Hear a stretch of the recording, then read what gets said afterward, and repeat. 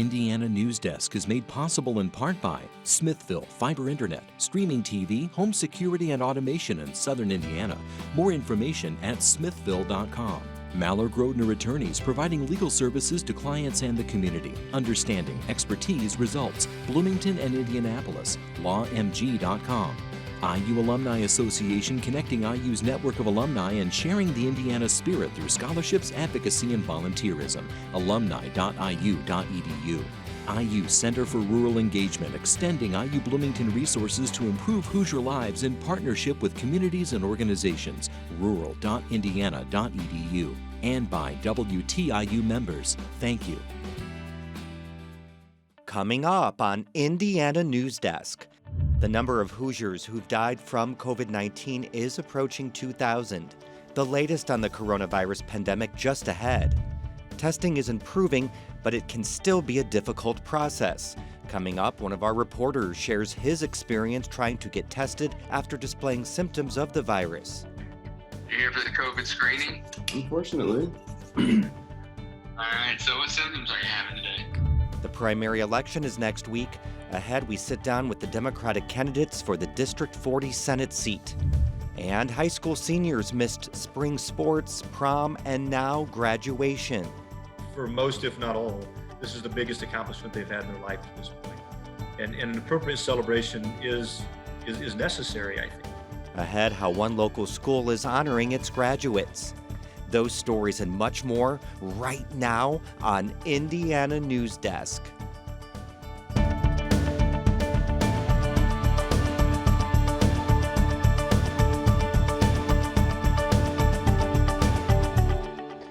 Welcome to Indiana Newsdesk. I'm Joe Wren. Well, more than 33,000 Hoosiers have tested positive for the coronavirus. More than half of those are under the age of 50. The number of Hoosiers who've died is inching closer to 2,000. 97% of Hoosiers who've died from COVID-19 have been over the age of 50. Newly reported cases were lower this week. The state health commissioner says that's likely because the long holiday weekend slowed down reporting. We should not get a false sense of security or assume that these numbers will remain low. It is far too soon to draw these conclusions. Meanwhile, Indiana is experiencing more substance use disorders and other mental health issues amid the coronavirus outbreak. Indiana experienced its highly monthly dispensation of the opioid antidote naloxone in April with more than 1,300 uses. Nearly 1.5% of all EMS runs this year have involved naloxone. That's up from less than 1% last year. We know that naloxone is often the only tool that provides individuals with opiate use disorder another chance at recovery. We have not forgotten about these Hoosiers and the epidemic of substance use disorder that is one of our pillars. The state announced last week it will use nearly $1 million in federal funds to pay for the distribution of naloxone to first responders, families, friends, and others who are likely to be the first on the scene if someone overdoses. There's an unintended benefit of the stay-at-home order. State transportation officials say it helped them speed up construction projects, saving the state millions of dollars. Daily traffic volume was down as much as 57%, and that reduction allowed the state to adjust schedules and extend work hours on projects, such as on a shutdown of I-70 in Indianapolis. It has reduced this project timeline by 3 months and saved Hoosiers millions of dollars just on this one project. Reduced traffic has also had a safety impact. State police say there were almost 22,000 fewer accidents year to date than the same period in 2019. Senator Todd Young is traveling around the state campaigning for another program to help small businesses. In South Bend Tuesday, Young touted the Restart Act. It would extend the time businesses have to use the Paycheck Protection Program loan from 8 to 16 weeks and create a new lending program to be a bridge while businesses get back up and fully running. Our new Restart program provides loans responding to this that cover up to 6 months of payroll and fixed expenses for businesses that have taken a substantial hit as a result of COVID-19. Young says while the PPP loan helped businesses during the shutdown, his bipartisan bill responds to the pandemic lasting longer than expected. Well, we've been working from home as much as possible and keeping a distance from interviewees and each other. So we were surprised when one of our reporters came down with a fever and other concerning symptoms last week. George Hale reports on the unexpected hurdles he faced while trying to get tested for COVID-19. 2 Saturdays ago, I woke up with a fever, sore throat, and dry cough. As a journalist who has been covering the coronavirus outbreak almost exclusively for the past 9 weeks, I knew what that could mean. I also knew what I needed to do next: take a COVID-19 test. Here's what happened. You're here for the COVID screening? Unfortunately. All right, so what symptoms are you having today? It's really weird. I felt completely fine last night, and then I woke up this morning with like a really bad sore throat when I swallow. For people like me without a primary provider, IU Health has a hotline for its insurance members. A nurse there said someone would connect me to a doctor. If they feel like it's warranted, then they can order the test, and what they'll do is have you call back through, and then we can schedule an appointment with you to get tested. Okay. But it turns out IU Health doctors reached via the app can't write orders for COVID-19 tests. All you need to do is roll up in your car or show up on foot to wherever and just give them your symptoms, and then they can get the test done. Only days earlier, we published a map showing testing sites across Indiana, including 3 in Monroe County. But each one of them had some catch that made me ineligible. At Bloomington Hospital, I needed the doctor's note. Other testing sites in the Bloomington area that seemed like possibilities fell through. Thank you for calling Fletcher Sport and Family Health. If you are calling regarding COVID-19 testing, please listen to this message in its entirety. Due to overwhelming demand, I am currently only providing COVID-19 testing to patients who are already established in my practice. On Wednesday night, I finally got in my car and headed 30 minutes south toward Bedford. I'd heard an urgent care clinic was offering COVID-19 testing to anyone showing symptoms. Whenever you're ready, I'm going to go up both sides. Okay. I know it's terrible. I'm so sorry. It's okay. Before the final screening ended, I asked if it was possible to also get a throat culture. The test came back in minutes, positive for the bacteria that causes strep throat. Now on antibiotics, I'm back at work. And we're getting reports about a new testing location. Health officials say it will expand options for people who weren't previously eligible. I hope it will. For Indiana Newsdesk, I'm George Hale.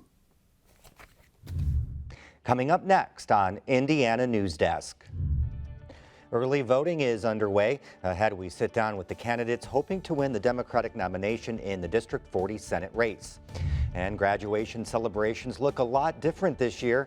Ahead, we travel to a local high school that's making sure its seniors get a proper send-off.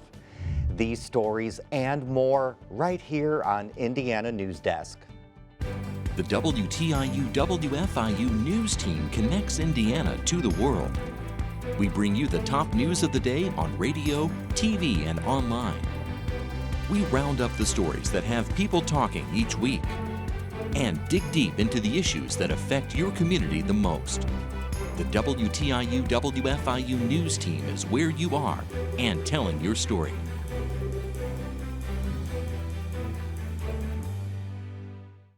In a time of change, where can you find in-depth reporting and thoughtful analysis? Washington Week on PBS. Join moderator Robert Costa. When I was at the Capitol this week, I encountered the same. And a panel of award-winning journalists. You're seeing a divided nation, and you're seeing. For insights and perspective. Tonight there was a key development in the Senate. You won't find anywhere else. What a week. Washington Week.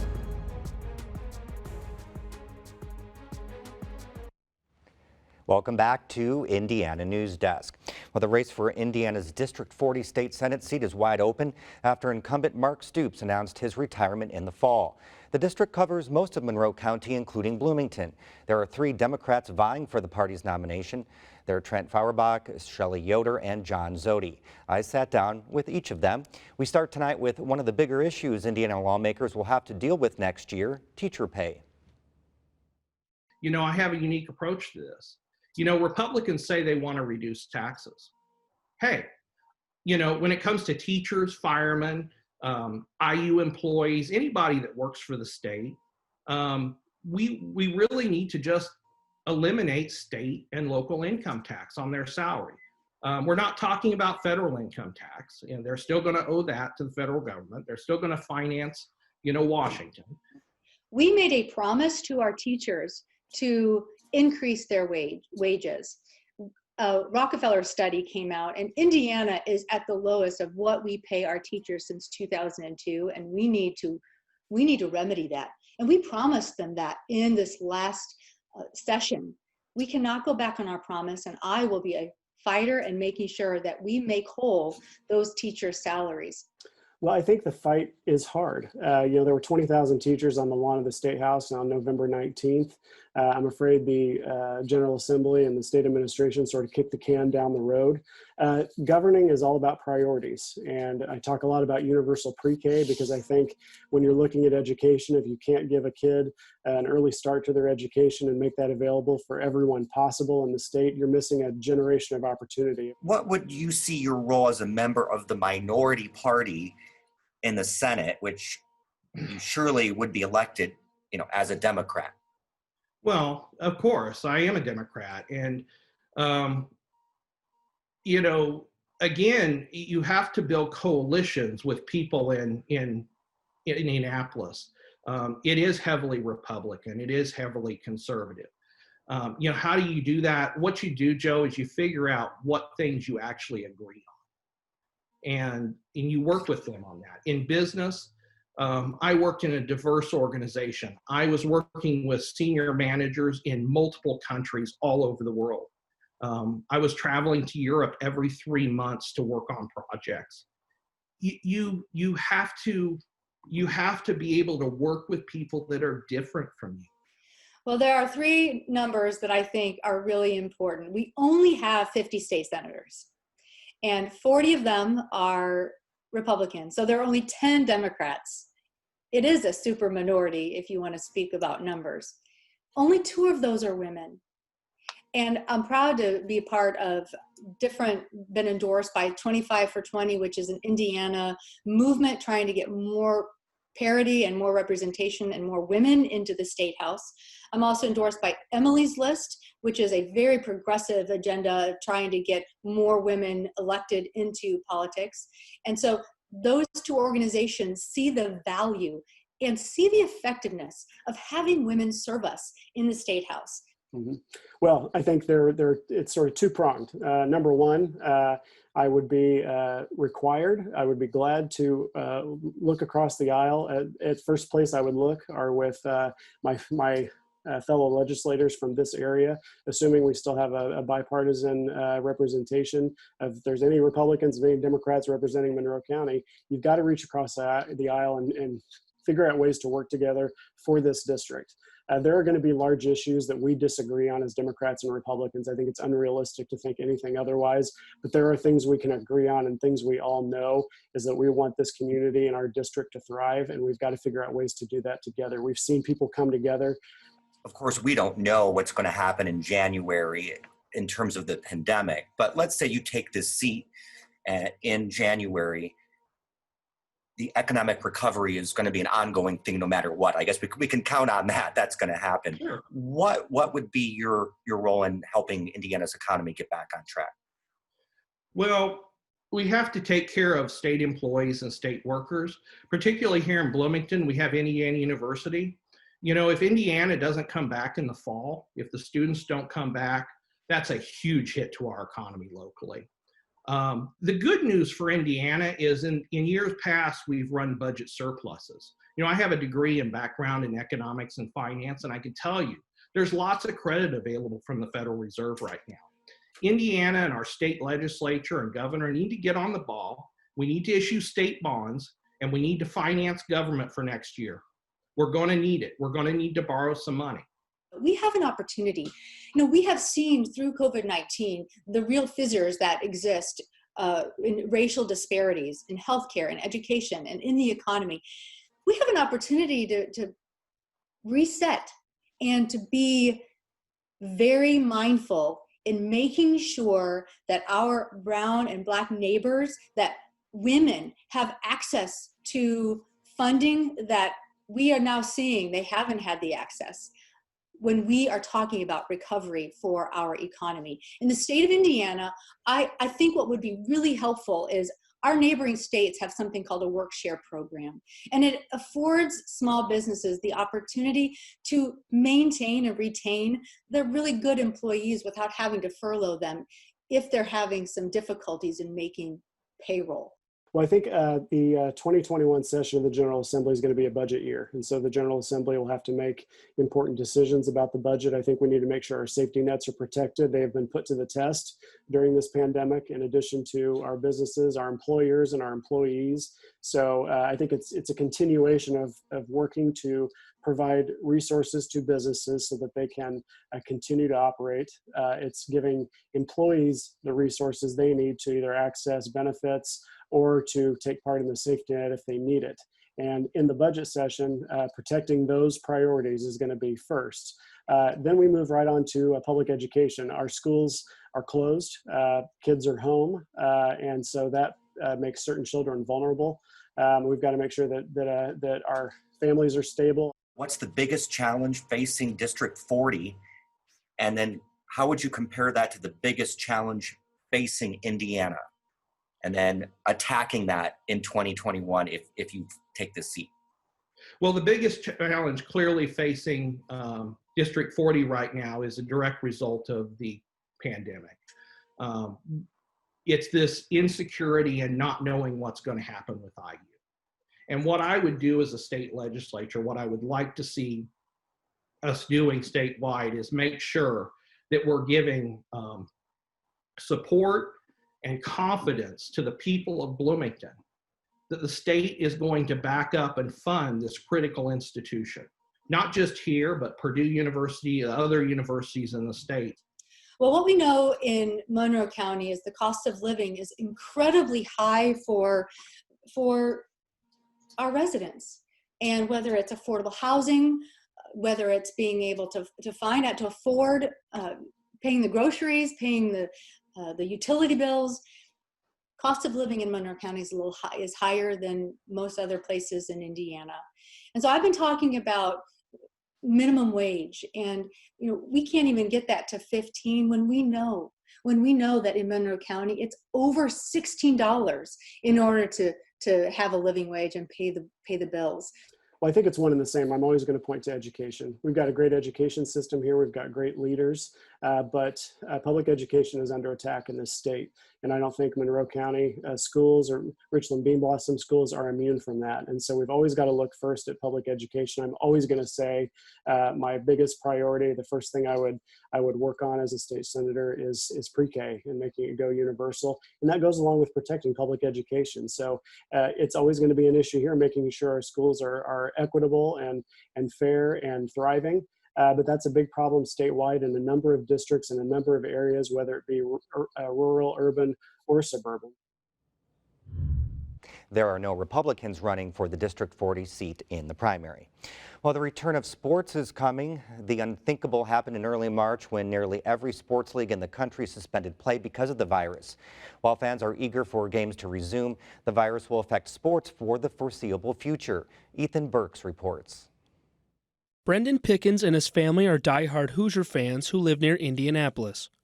You would know that the second you walked into this room of their home that's strictly dedicated to the Cream and Crimson. Just grew up in a family of Hoosiers and friends, and all of our game days were spent together watching IU football, basketball, any other sport we could watch. Pickens says IU sports brings his family closer together and gives them something to bond over and take great pride in. That's why when the IU men's basketball season was canceled in the middle of the Big Ten tournament back in mid-March, his family didn't quite know how to react. She said it best. The next day, we're all sitting around and talking about March Madness, and what'd you say? March Madness is now March Sadness, so she coined it. Pickens says it was almost a depressed-like feeling, but not just over the men's team. Being the father of 3 daughters, Pickens says the family closely follows the women's team, too.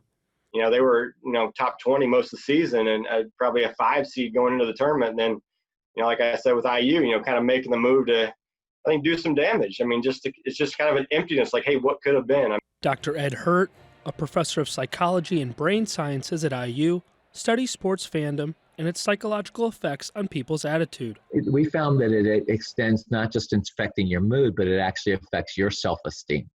That it really affects how you think of yourself, because that team and you are so connected. This is something Hurt calls berging, basking in reflected glory. And so it's kind of the idea that, when your team's winning, it reflects positively on you. So what do? When our teams win, we want to say we're number one, and we wear identifying apparel showing that we're fans of that team. Hurt says these unprecedented times without sports are complicated to examine, especially for rabid fans, because there's no winning or losing to identify with. But I think for most people, the big question is, how is that void being filled? Because we were so used to this. We took it for granted. This is a huge part of our lives. For Brendan Pickens and his family, it's been looking more to the past and reliving those winning Hoosier moments with his daughter. We got into YouTube a lot to watch old basketball games. So I've been introducing Hadley to Damon Bailey and Calbert Chaney and Alford and those group of players that I grew up on, and obviously Bob Knight and what I would call the golden era of Indiana basketball, and just kind of teaching a little bit of history on all that. With the basketball season unable to finish, Hoosier fans are now looking toward the football season this fall with hopes of staying on schedule. Last season, the football team went 8-5, the program's best record since 1993, which has Hoosier fans eager to see what's in store this season at Memorial Stadium. That is, if we'll have college football at all. So far, the university has not made a decision yet, but one IU sports journalism professor is optimistic. It would be a real shame to lose this upcoming season. The way things are trending, I don't think that's going to happen, but regardless of what occurs, it's going to probably be a very different sort of year. Last week, the NCAA announced football players could come back to train on college campuses in limited capacity starting June 1st. Universities are going to do what they need to do from a legal liability perspective and from a financial survival perspective. Part of that financial impact comes from ticket sales. In 2019, the football program made $6.8 million from tickets. But that revenue might be lost for this season because the NCAA could consider fanless stadiums and only play games on TV for everyone's safety. I think people in general are going to be a little bit hesitant about going and sitting in close physical proximity to people. There's just going to be a psychological barrier that a lot of folks, particularly older folks or people over the age of 40, are going to run into. But Pickens says as long as the COVID numbers are considered safe enough come this fall, he would love to be back on campus for a game with his family.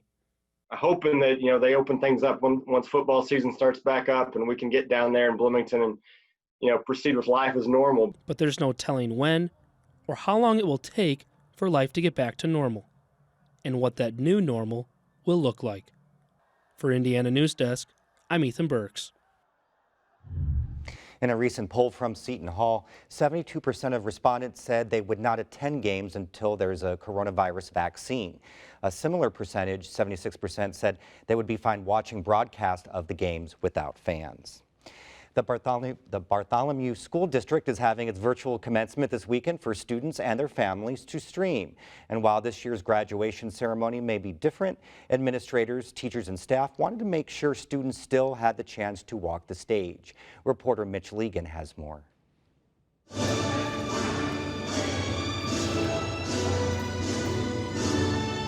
Graduation at Columbus North High School looked more like an assembly line at a nearby Cummins engine plant than the traditional graduation ceremony. North's cafeteria became its stage as graduates moved station to station, dropping off supplies and collecting awards before crossing the stage and receiving their diploma. Not having the chance to walk across the stage was probably the biggest disappointment or frustration of our seniors and their parents and friends and other loved ones. And so we talked about how could we go ahead and do a virtual graduation, run it at the same time that we were going to have the traditional graduation ceremonies, but combine it with some kind of memorable experience. After getting their moment on stage and a picture with the principal, students received a lawn sign and commemorative coin, but not before following tradition and ringing the school's victory bell.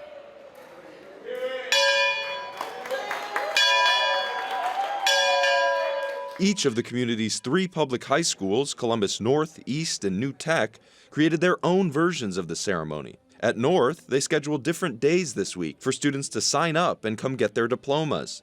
Robert says some even preferred the new way, with each student the star of their own show. You have 7,000 people in a place, sitting there for an hour in a very crowded place, and seeing your kid walk across the stage in about 8 seconds or less. And many felt it was better, and have asked about whether or not some of these things could carry over and be new traditions. North grad Hannah Holliday admitted she was skeptical at first, but was pleased with the final result. Yeah, it's really unique. It's exciting to know that we'll get to think back on this and it won't be the same as what everyone else has done. And yeah, I thought the process was really nice and it still made us feel like we were acknowledged this year. Robert says it's hard to see virtual graduations as the permanent way of the future, but hopes the unusual ceremony will give students and their families something to remember in what's been anything but a normal school year. For Indiana Newsdesk, I'm Mitch Legan. That's the end of this program, but our work continues online as we cover the news throughout the week at WTIUnews.org. Have a great weekend. Indiana Newsdesk is made possible in part by Smithville Fiber Internet, streaming TV, home security and automation in Southern Indiana. More information at smithville.com. MALLOR GRODNER Attorneys, providing legal services to clients and the community. Understanding, expertise, results. Bloomington and Indianapolis. LawMG.com. IU Alumni Association, connecting IU's network of alumni and sharing the Indiana spirit through scholarships, advocacy, and volunteerism. Alumni.iu.edu. IU Center for Rural Engagement, extending IU Bloomington resources to improve Hoosier lives in partnership with communities and organizations. Rural.indiana.edu. And by WTIU members. Thank you.